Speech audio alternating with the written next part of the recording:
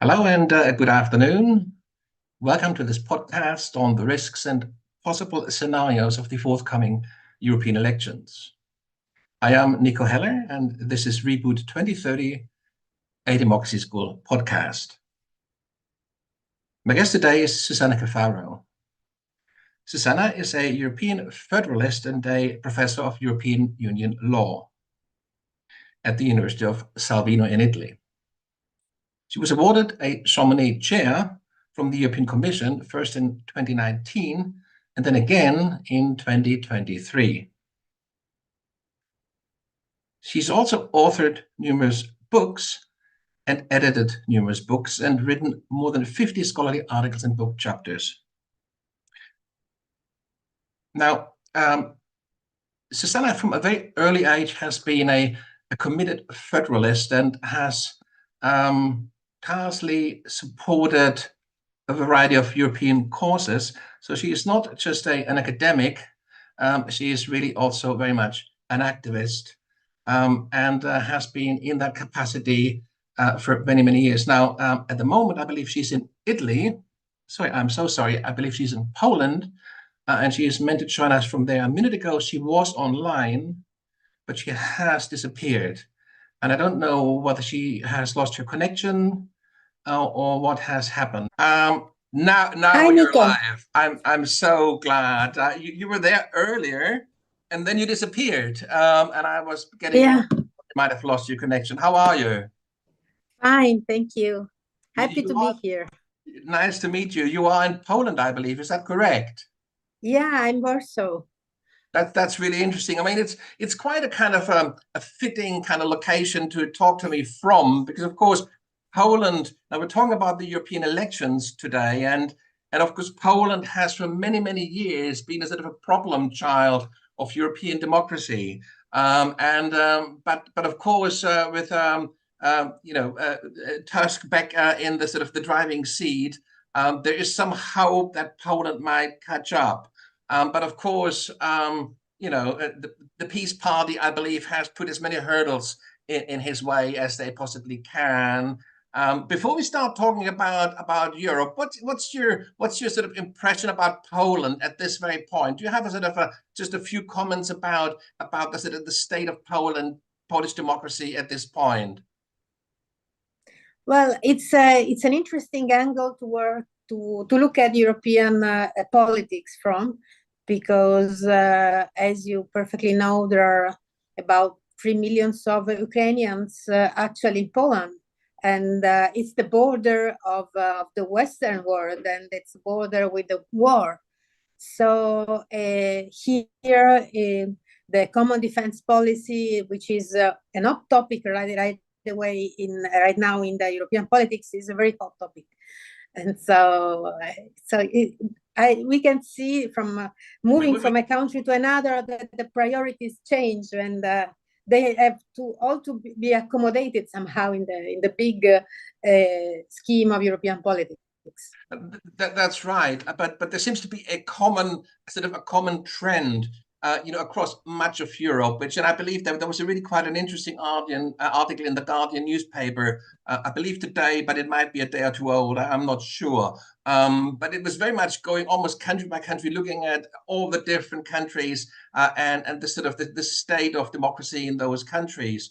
It is quite shocking. I mean, especially coming from a sort of a German perspective, where we have historically great experience with sort of far right politics and sort of fascist politics, and to see some kind of reemergence of fascism and of far right politics across Europe, not as a sort of a one-off or kind of an outlier, but almost as if it's a sort of a contemporary current that is very much gaining the upper hand.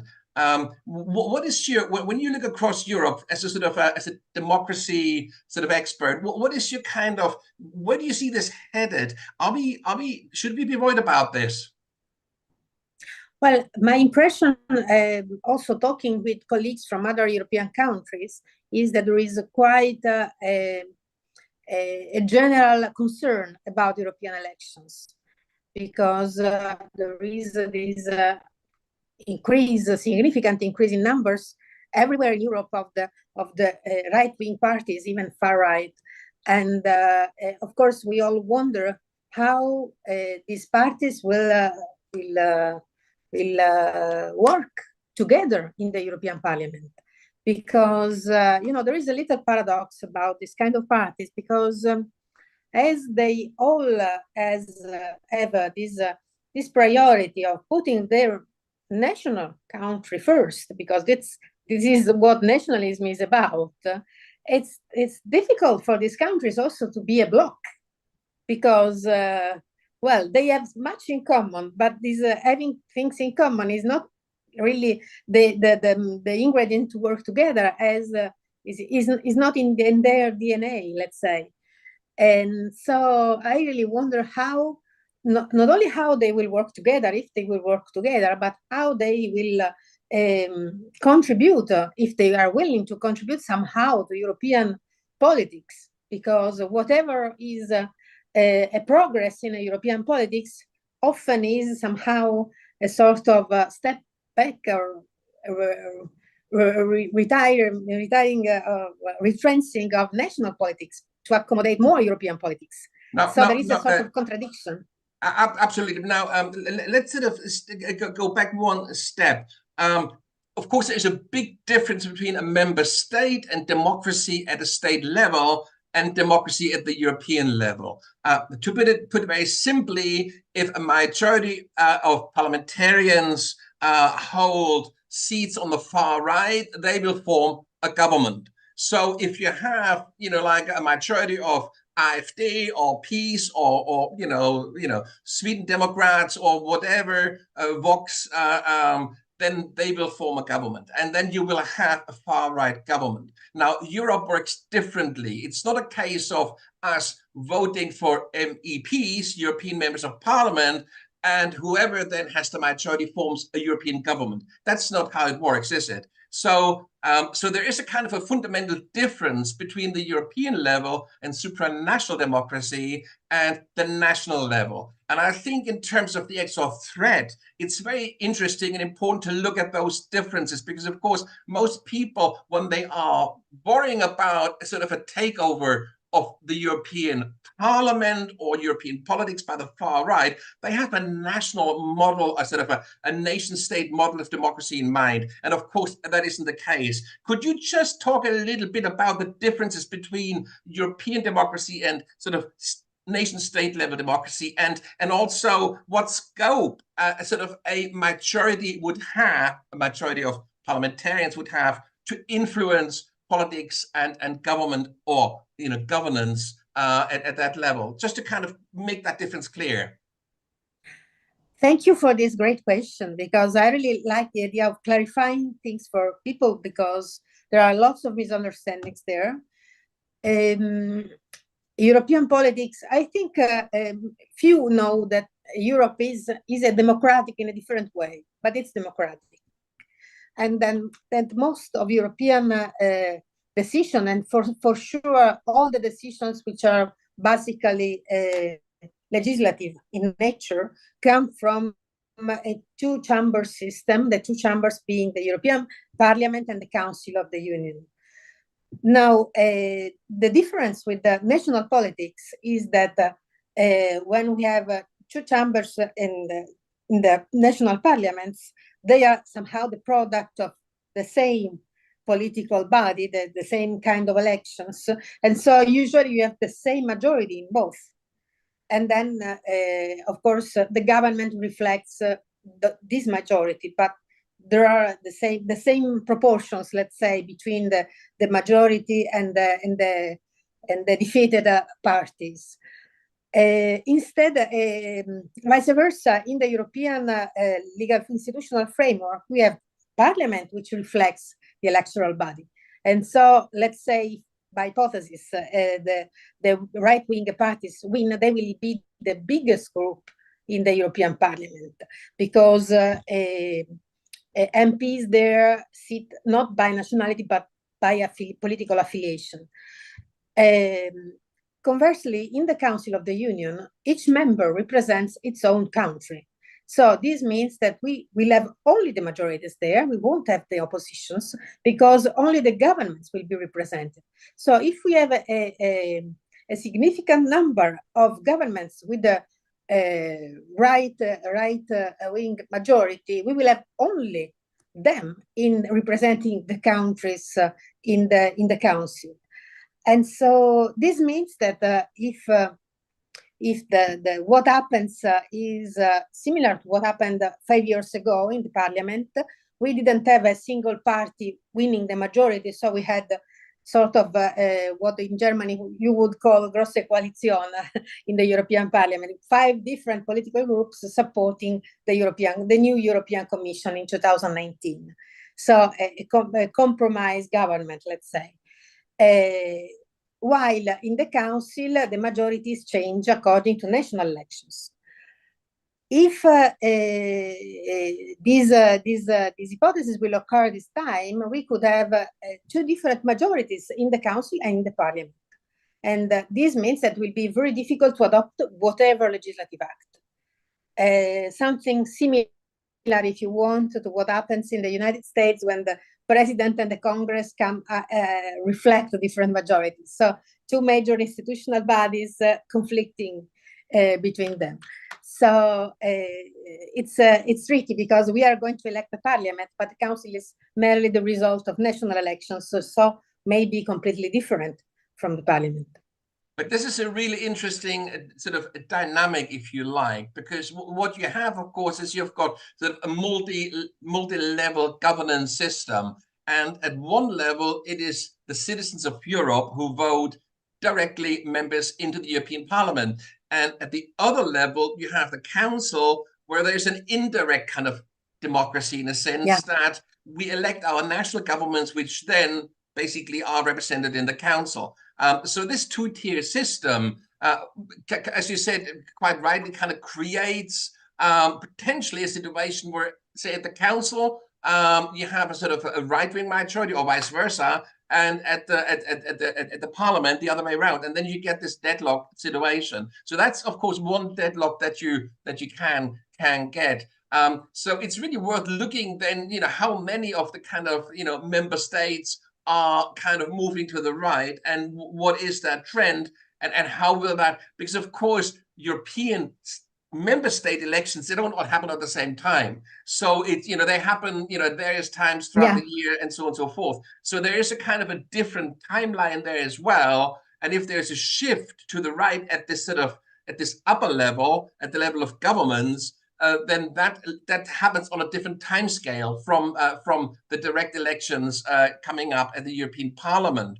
But the trend obviously is, if you like, one would assume the same. I mean, if people vote for right-wing parties at a European level, you would think that they might do the same thing eventually at the nation-state level. It's just maybe there's a sort of a time lag between the two. Now, there's another risk, of course, and that's within the parliament itself. I understand that there has been, partially because the European Parliament is a little bit removed from the day-to-day grind of kind of realpolitik. So it's been a bit more civil, a bit more, in some ways, more substantive than national politics often are, which are very much closer to the citizen, and therefore often also more populist. Now, is there sort of at the level of the parliament itself, do you see any danger that the European Parliament will become more populist as well as a result of these elections? Because that, again, would be a new trend that so far really was not so much of a problem at the European Parliament. Well, if this is what will happen, it's quite worrisome, because as the European Parliament has always been, until now, a strong supporter of European integration. And so, in a certain sense, the dynamics has always been, until now, that Commission and the Parliament promote European integration, while the Council is a sort of break because it defends national interests, an addition of national interests. And so this is usually the dynamic and the negotiation between the two. In this case, if both are, the two chambers are against European integration, this means that we are facing a stop European legislation, in European progress of common politics. So it's this is, and also the other factor we have to take into consideration is that the Commission is usually a reflection of the European elections, because not everybody knows, but the Commission, the President of the Commission, is appointed after the European elections by the European Council, which is the Council of Heads of States and Governments. And but it enters into its position after the endorsement by the European Parliament, which is necessary. And then the European Council, together with the President of the Commission, pick up from a number of national suggestions, government suggestions, the number of commissioners, which are the ministers of the Union in a sense. And these let's say, candidate commissioners will face auditions in the European Parliament, each of them, and the Parliament has to approve each of them. So in the past, also some candidates have been also rejected by the European Parliament. So it's quite strong, the role of the European Parliament in approving or not approving the Commission. And the majority of the Parliament usually is reflected by the names you see in the list of the commissioners, because otherwise they would never be endorsed. So this means that if we have a center-right parliament, we will have a center-right commission, which is also endangers also the power of initiative in the European system, because the Commission is formally the independent body which is in charge for the initiative of legal acts, but then we need approval of both Parliament and Council. And having a proactive Commission has been until now the recipe for having European politics as we know it, because all the major decisions come from proposals by the Commission. I could mention the Next Generation EU, the Green Deal, the Energy Compact, the migration, the recent migration agreement. So all come from proposals from the Commission. So if the Commission stops making ambitious proposals, which usually are also reduced, let's say, by the amendments in the Parliament, the Commission, then all the politics will downgrade somehow. No, this is right. This is right, but this actually, one could actually take this a step further, this argument. You're talking about less ambitious proposals. What about outright reactionary proposals? You can see how this could actually flick. I mean, so far, and I think this has to do with the sort of the European project and where it's come from and its place in people's sort of hearts and minds. It's been a progressive project. It's been it's been a sort of a unifying, a positive project. And so much that has come out has been about improving the quality of life, improving the environment, improving justice and standards and so forth. It was about making things better for all. And so in many instances, it was a break on reactionary politics. And we see this, for example, in the UK, who's left the EU, the way environmental standards have deteriorated in the UK. The way they have dropped one European environmental standard after the other, because they no longer have to abide by them. And you can see how that positive influence is now essentially gone, and the UK is going a very different direction for now. It might change with the new government. So there's that. So it could flick, and from being a very positive influence, anything from working time directives, you name it, to safety issues, to environmental standards, you name it, food standards. You could go on and on and on, where we have all massively benefited. And then, of course, you could go on to things like the four freedoms, mobility and so on and so forth. We see already kind of borders being reinforced again. There is now Germany is having border controls again with Poland, and so forth. Sweden has controls with, like with Germany as well, passport controls and so on and so forth. It's of course about monitoring migration, across Europe. Now, but these are trends that have started under this administration. But of course, with a shift to the right, you can see how they would become more pronounced and how that would more and more shape sort of European policy in the longer term. Now, there's one thing that I find interesting, and it's a sort of a difficult one to frame.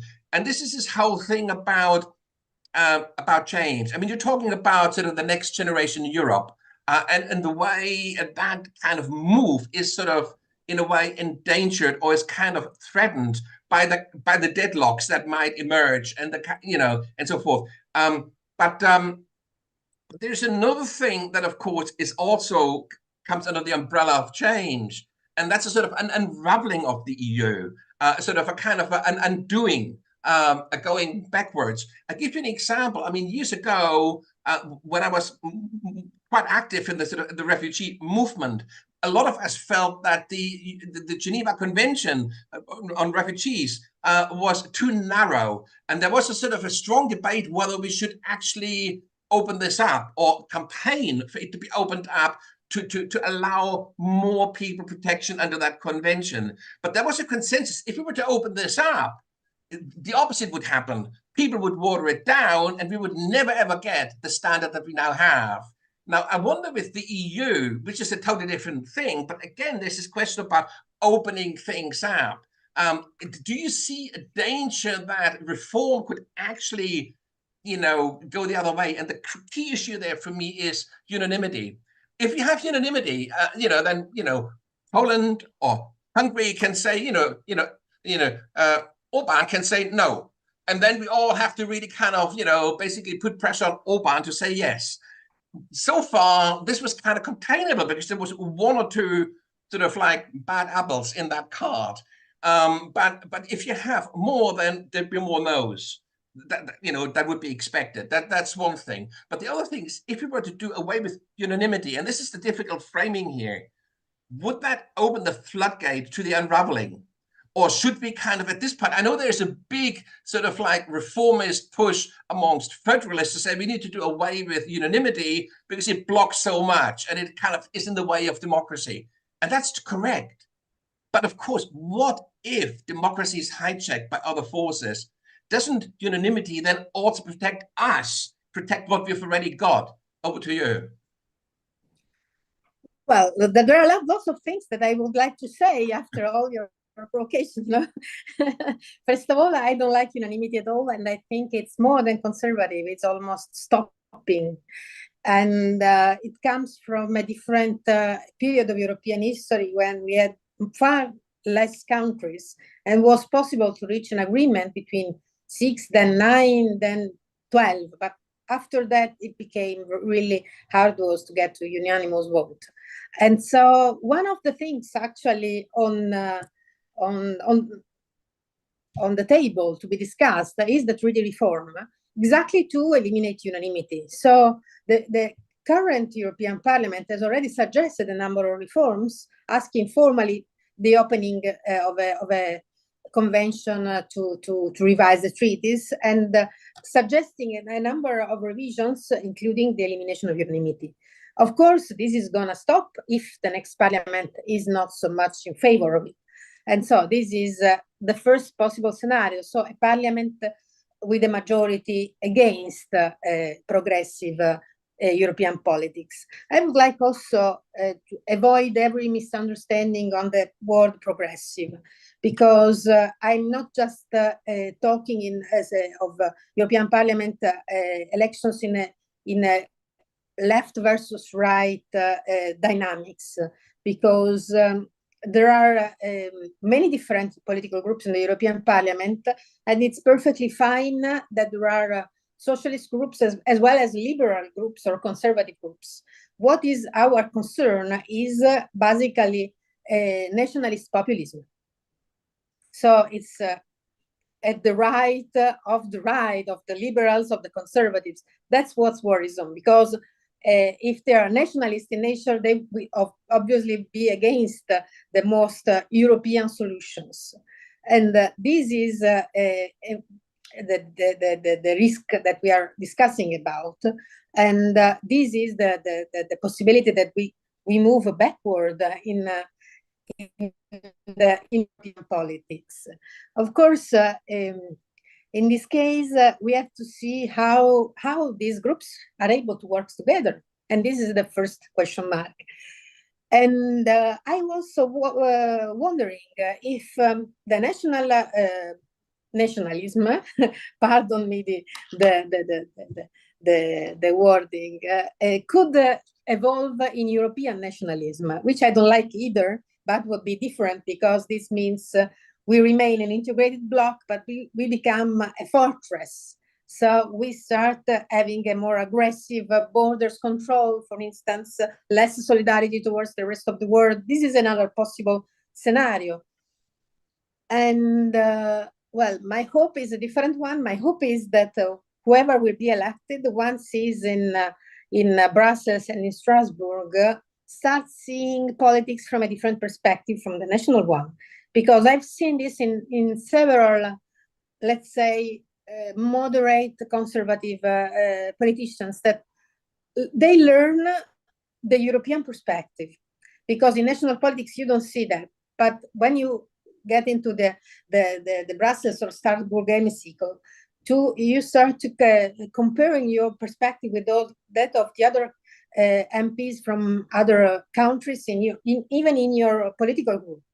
And it's sort of a school in European politics and European perspective. So some of them maybe will enlarge their perspective, but some maybe will just be there to damage. So we really don't know much about this evolution. For instance, we had in Italy this strange experience with a right for the first time government with three different right-wing parties, very different among them.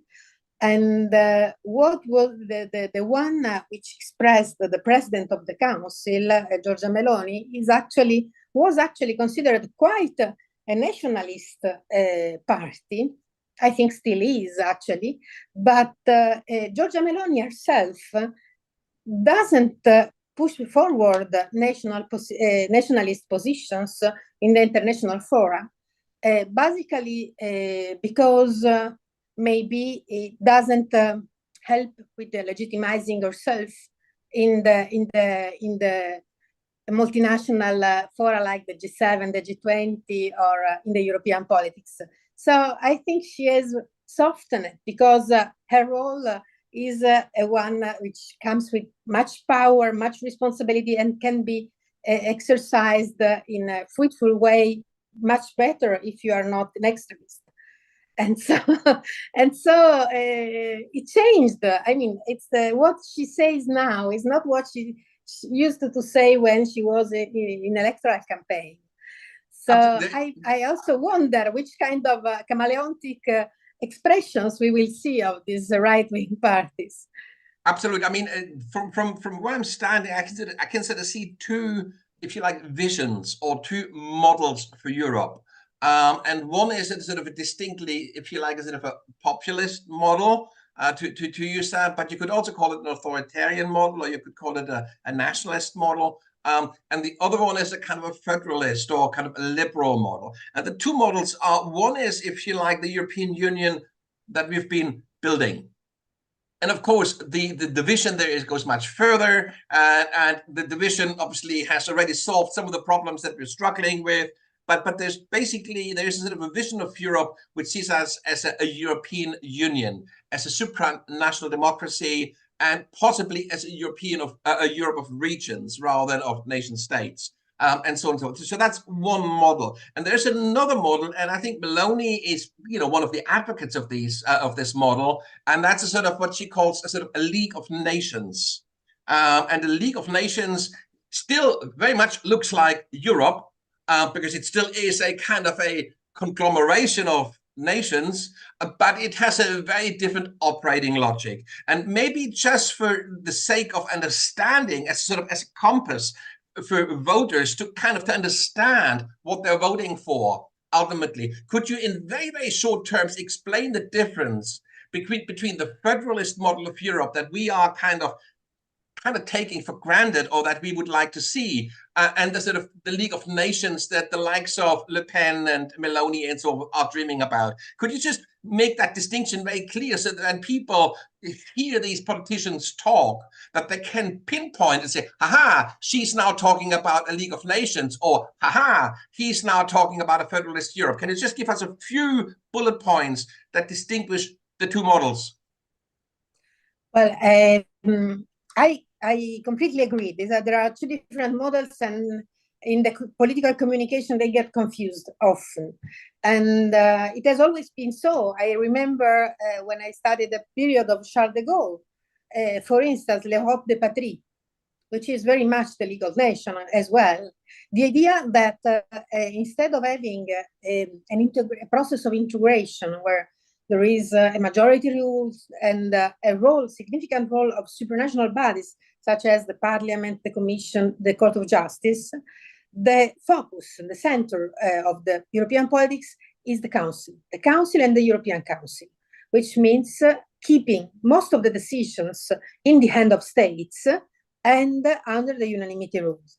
So when we hear, for instance, wording like, we will do what we can in European politics in our best interest, this is League of Nations. Each of one pursuing their best interest and moving together only when these personal best interests align, which means not so often in the end.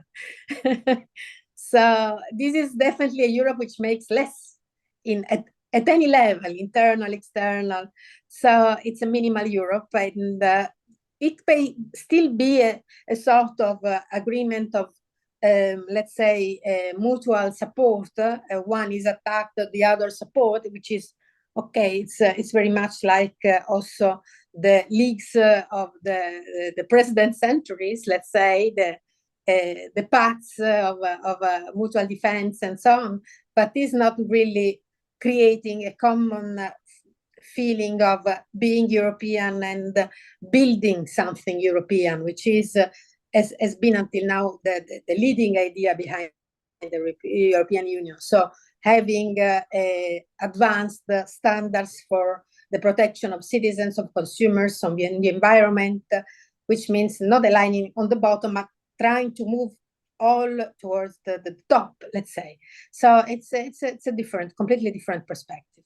During the Cold War years, there was two unions in Europe, wasn't there? There was what we call the European Union, and there was what we call the Soviet Union. We tend to forget that there was a Soviet Union, and the Soviet Union was, of course, a union of sorts. But to me, that looked very much as a League of Nations with a very strong nation at the center, Russia. And I wonder whether the sort of this notion of the League of Nations that some people on the right promote, and at the same time the sympathies for Putin, which kind of often coincide, whether there is a sort of a longing for a kind of a European equivalent of a Soviet Union, possibly with a Germany or a France or an Italy at its core, at its center. Because of course, as you say, the kind of the knee-jerk reaction of every nationalist would be my country first. And of course, then it's a question of, it's survival for the fittest, and it is a very Darwinist model in that sense. And what you may end up with is a sort of something that doesn't look too dissimilar to, or a bit like, the Soviet Union. Is it a kind of a fair kind of, I know it's scaremongering, I know it's a sort of but I think we need to be clear where this kind of League of Union is headed, because it's not one that's based on a sense of balance and equality among those nations, is it? Well, I think it's important to pinpoint that nationalism is in itself not really democratic. It's illiberal, because as far as we say we first, we are saying to the others you after, which means not being on equal footing about rights, about freedoms. So this is discrimination in substance. And as the union was built on the idea of non-discriminating among citizens, I think it is among its founding values not being illiberal. So, and if you read Article 2 of the treaty establishing the European Union, you see there that the values of the Union are democracy, the rule of law, pluralism, rights of minorities, equality between men and women, and protection of minors and whatever. So the fundamental rights are at the core of the Union. And I think that if we can keep this core and rule of law as well, if we can keep this core safe, then we can also manage to live together with these let's say extremist parties as far as they accept. Well, it's a contradiction in terms maybe, but if you're part of this play, you're part of this play. These are the rules of the play. Otherwise, you are going to break the toy, the union itself.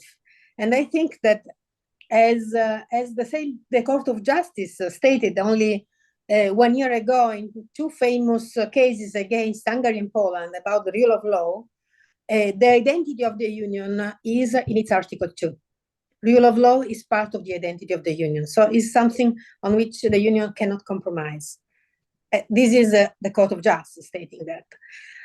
And so I think as much as we can keep this core safe, we can feel quite reassured. I mean, also we have also a Court of Justice which could declare illegal some behaviors or some, but still, after you invited me to this talk, I looked for rules internal to the European Parliament to see if there are limitations to the, let's say, freedom of expression. You know, that freedom of expression is something quite tricky because we also wonder often when we discuss about democracy if the democracy has the right to defend itself. So to limit the freedom of expression when this expression is against democracy or limiting the others people freedoms of expression. And I first of all, I looked on the rules about political groups because political groups are financially supported by the European Parliament. And there I didn't find anything really significant because the support is mostly an administrative support, a financing to support the functioning of the groups. But then I found something interesting. I found that there is an authority for European political parties and European political foundations, which supports the federation of parties running for the European elections, and also with substantial contributions to repay the expenses of their electoral campaigns.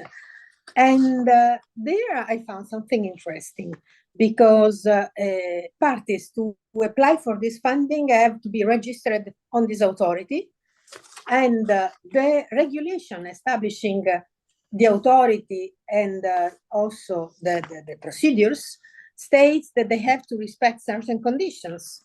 And among these conditions, there is the Article 2, so the founding values of the Union.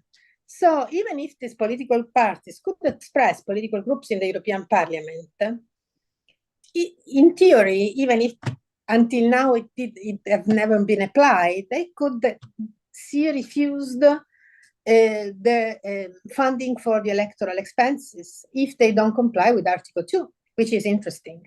And also, sorry, just on that point. So how would that be enforced? Would that be a decision of the council to enforce it, or would that be the court? No, it's up to this independent authority to deny funding. And so there is a French lawyer who is the director of this authority. There is, of course, a board. And I also found already 3 decisions denying funding in the previous 5 years legislature. And interesting enough, all the 3 were about extreme right political groups, 2 about parties and 1 about the foundation. But, and also this is interesting, the denial was not grounded on Article 2, was grounded on non-compliance with other, let's say, bureaucratic requirements. But it's interesting that this kind of parties, nonetheless. It's very interesting, and it's because, of course, that may debate the extent to which we can use our legal systems and the court system to protect democracy. This is really a live debate in Germany with regards to the AfD, both with individual candidates. There's an attempt being made at the moment to stop Höcke from being a candidate. He's a very right-wing AfD politician. And it's going to be interesting to see to literally deprive him of his of his foundational rights, the right to stand as a candidate in an election. So that's interesting. And of course, these debates are very alive in the US with regards to Donald Trump. And so this is a really interesting question. And of course, for any Democrat, there must be a sort of a sense, well, but how democratic is that? Shouldn't it be the people who decide rather than the courts who can stand? And what is your take on that? Where do you draw the line? Well, what is your way of assessing whether somebody or a party or a candidate should be stopped? And how do you assess that? Well, I'm perfectly aware that it's very difficult because the first reaction is you are denying my freedom of expression.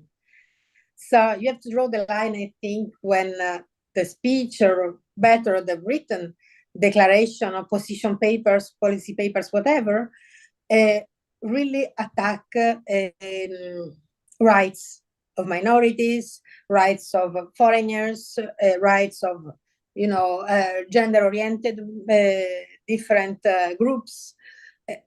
You need some evidence that there is an aggression on fundamental rights. But interesting enough, of course, it's interesting having an independent authority doing this check.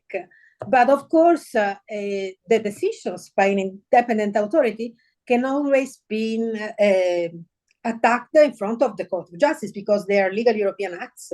So if these groups didn't do that, it means they didn't have any ground to do that. So it was, of course, in this case, it was quite easy because they didn't fulfill some requirements.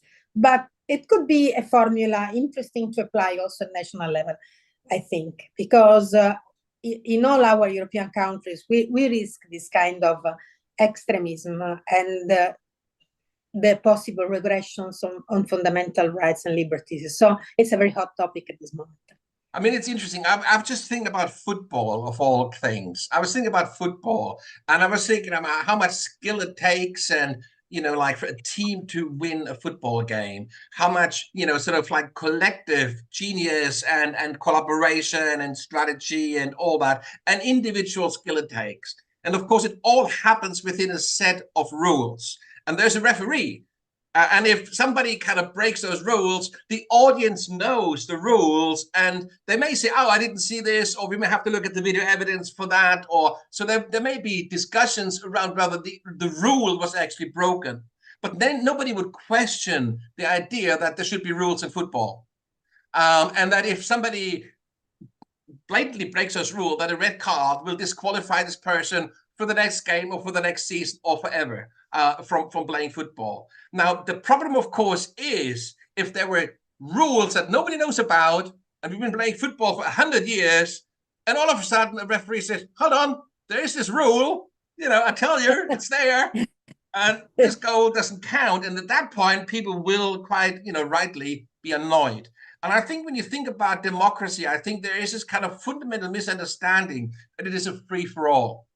It isn't. It is in that sense a bit like football, and there are players on the field, and we call them politicians, and there is an audience, and they are playing, and some score and some don't, and some behave badly and some don't, and there are referees, judges, and so on and so forth.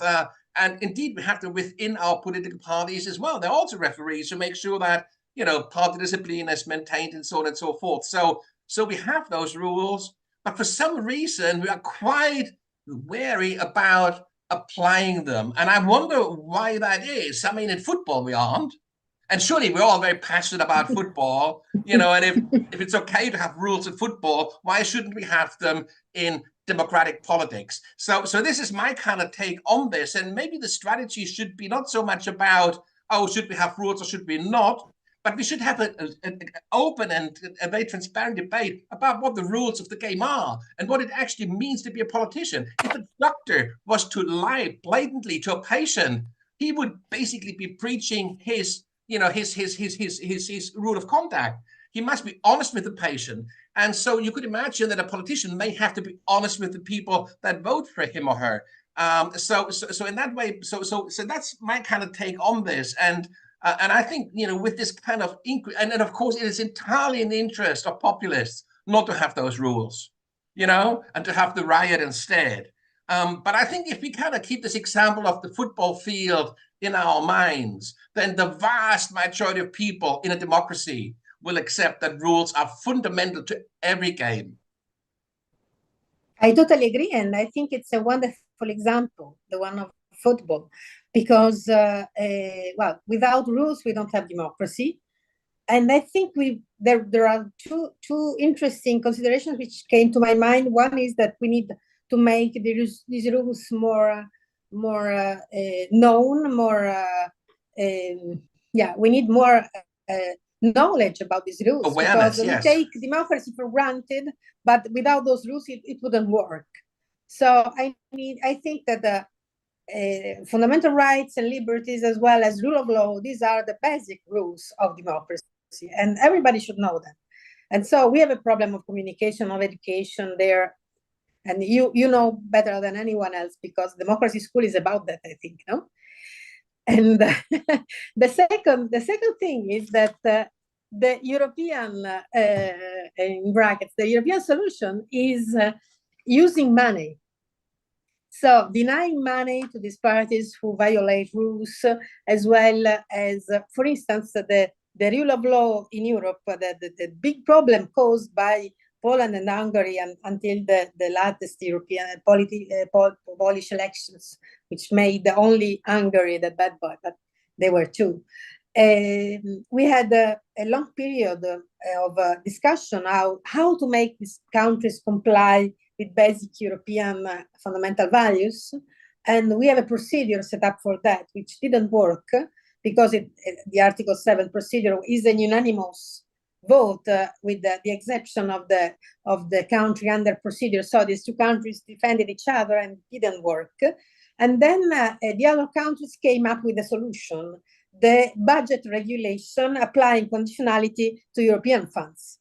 And so this was the way to sanction Hungary, denying European funds. And it's the same way we find for European political parties. So maybe the idea is that you need some kind of sanction. And so the economic sanction in Europe is maybe the one which is considered less, let's say, politically sensitive. Because I remember in the Turkey of 20 years ago, there was a sort of high court dissolving Islamic parties, because according to the constitution, there couldn't be place in a like country for Islamic parties, and they had this high authority dissolving parties. I think it's difficult to defend this kind of bodies, even if they worked quite well for Turkey, maybe, because you are easily condemned as you're putting somebody outside the game instead of just raising a yellow or red card. So instead of disqualifying, which is maybe too strong if you don't have anything in the middle.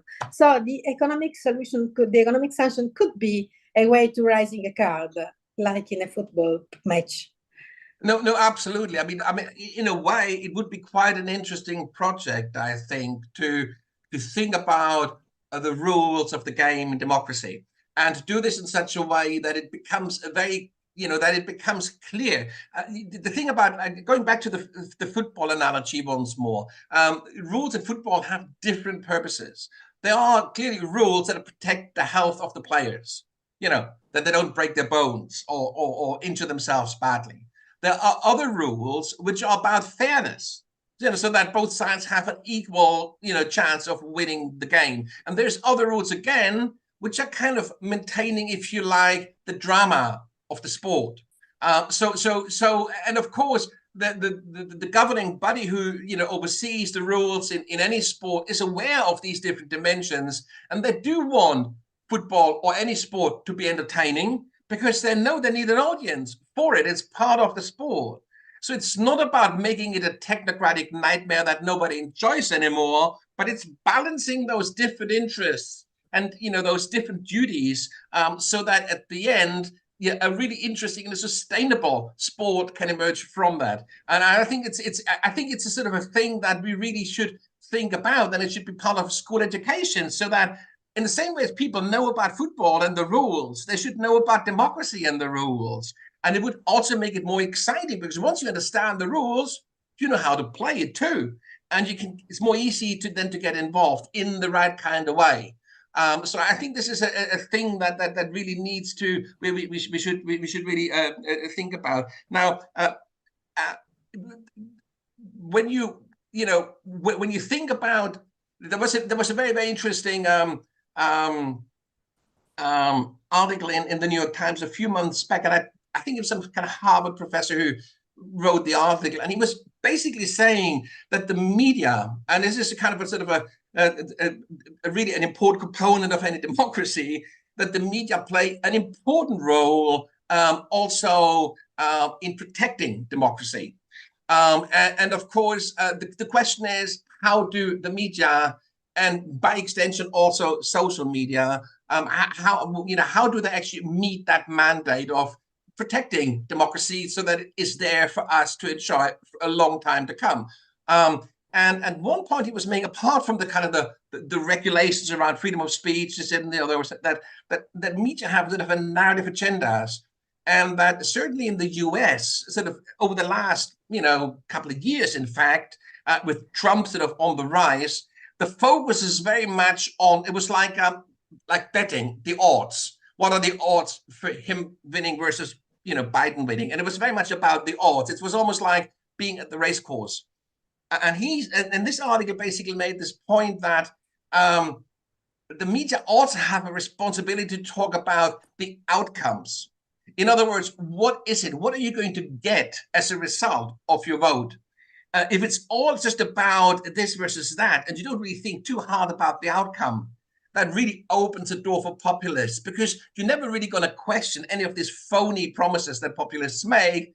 They just become part of the race. Oh, that is an argument winning over, and you don't actually think about what that actually means. A, whether it's at all feasible, and B, if it happens, what that actually then does, and what the kind of unintended consequences of that policy then are. So in a way, that switch from kind of thinking about the odds who's going to win to what are the outcomes of this win versus that. But I think that's also a very important one. So I would like to end our dialogue just focusing on what is at stake at these elections in Europe.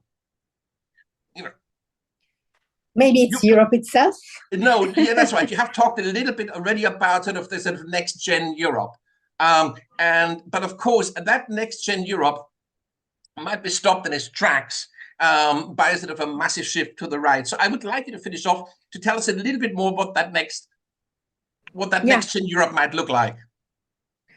Well, the next European Parliament will have a heavy political agenda, because after appointing the Commission, it will deal right away with the decision or not to revise the treaties, or pushing or not to revise the treaties. So this is a major decision. Then we have a number of unfinished, let's say, law packages about environment and climate, about energy, about migration. So there are a number of legislative procedures which will be still pending on this dossier. So I think the European Parliament has quite a big responsibility to deal with, especially about environmental and climate, as we are running out of time. And of course, we have a number of unresolved problems about foreign policy, because the two current wars have opened up a Pandora box about the possibility of Europe to be able to build peace not only inside of it but outside of it. And so I think that a major part of this possible revision of the treaties will be about foreign and security policy, and the way Europe decides to play as a global actor. So I think what is at stake is much more than what is at stake in national elections. And it's a pity that most of European citizens still think that European elections are less important than national ones. and often debate about national problems when in the electoral European campaign, yeah, when there are many huge European problems. One of them is the one you mentioned about the independence of media, because they play a major role in safeguarding democracy, the independence and the pluralism of media. And we have very clear rules, antitrust rules, for instance, to avoid the concentration of power, and also legal responsibility of directors for what is published. But when the information runs more on the social media than on traditional media, we don't have rules about that. And we cannot control the flux of money. And this is also in strident, let's say, contrast in opposition with what are our rules about political campaigns, which have roofs of money that can come from single contributors, and there are no roofs of money that can be spent on the media to push for a candidate or to publish certain real or fake news about manipulating public opinion. So I think it's not only every election is more risky than the previous one, because we have this technological advancement which is not paralleled by adequate legal advancement. But there are every 5 years we have bigger and bigger issues in the European Union to solve. And so I'm quite worried, I confess. And I think that I hope that a number of these future MPs, which for sure will come from the right-wing parties, will learn to be a bit more European, and we'll see also the other perspective, the perspective from Brussels and from Strasbourg. Absolutely. I mean, I think like media is a really important example, and the whole, you know, privacy and everything that kind of goes with that now as well. And of course, another, you touched on that as well, of course, is defense policy and foreign policy, and you can't really think one without the other. They are very closely, of course, linked. And so, and we see it in Ukraine, we see it in our relationship, you know, to China. And we see it increasingly in our relationship to the US. And in fact, the US may well be the trigger for much more integrated Europe around sort of like a shared interest in defense. But these are the issues at stake at this upcoming election. And I think it's really, as you absolutely say, it's important that we stop talking about, at this election, stop talking about national issues and focus on European issues. And there is a national dimension to every one of those European issues, of course, because of course Poland will be a lot safer if there's an integrated European defense policy. You know, the Baltic states will be a lot safer if there's integrated European defense policy. Taiwan will have a much greater chance of remaining a democracy if there is a unified European foreign policy, and so on and so forth. And we see it in so many parts of the world where we could do so much good if we had that unified single voice, which at the moment we unfortunately still lack. So I'm aware that we're kind of out of time. So what is your message, if you have one, for people who are still not decided on how to vote at that election? Well, the messages are basically two. Go to vote, because unfortunately we have lower and lower rates of voters in Europe, and this means that there are less people engaged or believing in politics. So it's important to be part of the process, otherwise you cannot complain with the results. At least you have the right to complain if you're part. Second message is try to find out what is the European program for the European candidates at European elections. Even if it's your local district candidate, you should ask, if you have the opportunity, or question at least, what they are going to do in Europe and for Europe, not which is the perspective on national politics, because it's different. I mean, there are different things to be discussed, and you should discover their European programs. Absolutely. Susanna, thank you ever so much. This was really, really interesting. And I'm really glad that you have come on to talk to me. And I'm aware that you're in the middle of a different project at the moment in Poland. So thank you very much for interrupting what you're doing at the moment. Best of luck. And again, thanks a lot for coming onto Reboot 2030. I hope we can continue that conversation in the not too distant future. Maybe after the elections, once we know, how this has worked out, and we can talk about, how to move forward from there.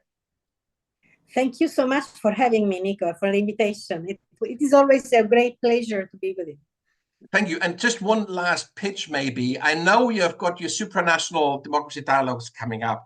Yeah. Do you want to say a few words about that and maybe tell people how they can register or how they can get involved? Yes, this is an event that I've been organizing since 2018. It's a conference called Supranational Democracy Dialogue. It's a dialogue among interested scholars, activists, experts, international officials about how democracy can work beyond our borders, so at European and at global level. So it's a very open conversation. It's an open event. Everybody can register. There are no attending fees. And all the previous editions are integrally on YouTube if you want to listen to them. And we will have a page of Università del Salento with the program and the link to register. It's still not up. We are still working on the program. But just look for Supranational Democracy Dialogue 2024, and you will find it. Excellent. It's May 2-3. Excellent. Now, two things. First of all, of course, it happens in Brindisi, which is the very south of Italy, which is one of the most beautiful parts in this world. I can't imagine a more beautiful location for a conference, and I presumably the food is going to be just as good. So yeah. I can really only encourage people to have a look at this. And of course, also it happens prior to the European elections. And I believe you also have a strand focusing on the European elections. And of course, that in a way is kind of giving the whole thing a bit of a sort of a perspective, isn't it? So maybe, do you have a broad sense of what the program is going to be about? Yes, we will have two main sessions, one about Europe in the world and one about global institutions. But what is interesting is that we will have also 4 working groups. And one of these is on European politics and European elections. Another is about democracy and technology. Another is about climate. And the 4th is about war and peace. So, and all the attendants will be invited to interact with each other. And so everybody will contribute to the dialogue in a way. Excellent. And of course, it's a wonderfully kind of international kind of mix of people. From what I go, they come from all over Europe, from Greece, from Germany, you name it. Of course, also from Italy. What other kind of countries are people coming from? Do you have a sort of a sense of what the mix is going to be like this year?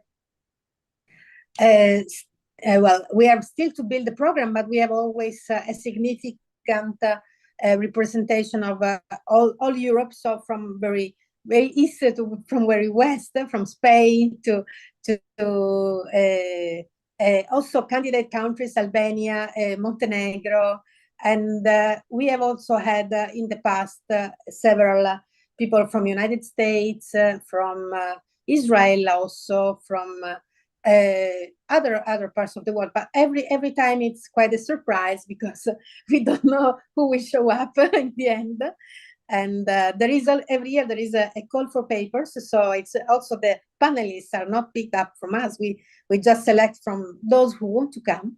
And we have also the interesting thing is that in Brindisi there are two important UN bases. One is the UNGC, UN General Service Center, which is in charge of all the peacekeeping of the world, actually. It's directly related to the Security Council in New York. And the other is the operative base of the WFP, World Food Program, so the humanitarian aid in case of catastrophes. And so we have also participants from these two UN interesting environments.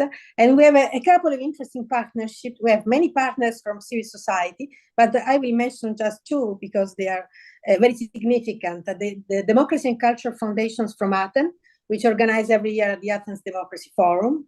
And the other interesting one is the Jean Monnet House in Paris, which is a training center of the European Parliament, beyond being also the house of Jean Monnet, father of European integration.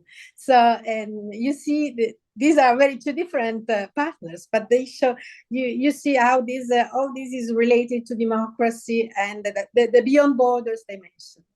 Absolutely. So, I mean, this sounds like a really, really interesting mix. And of course, although you are yourself a serious academic and a professor, full professor of, sort of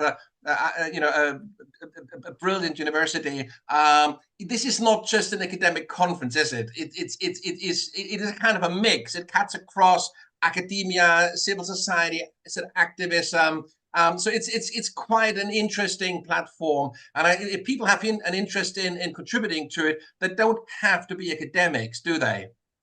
Exactly. The idea is exactly building bridges between these different environments, because we academicians need to learn from people in the field the real problems and the real challenges, as well as we need to also want to contribute with our knowledge to the activity of civil society,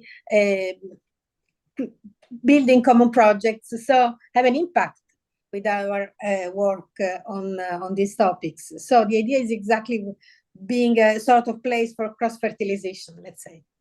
Absolutely brilliantly. And of course, it's an ongoing dialogue. So it happens every year. So there is a kind of also, there's sort of an element of maintaining relationships and kind of seeing people again, and it's sort of a kind of a family affair as well at the same time. Susanna, thank you ever so much. I hope that some of the listeners and viewers that are sort of tuning in will be inspired and will get in touch. What I will do is I'll stick the link for the registration below the video if you send that to me. And then people, if they're interested, they can just click on that link and basically register. Wonderful. Thank you so much.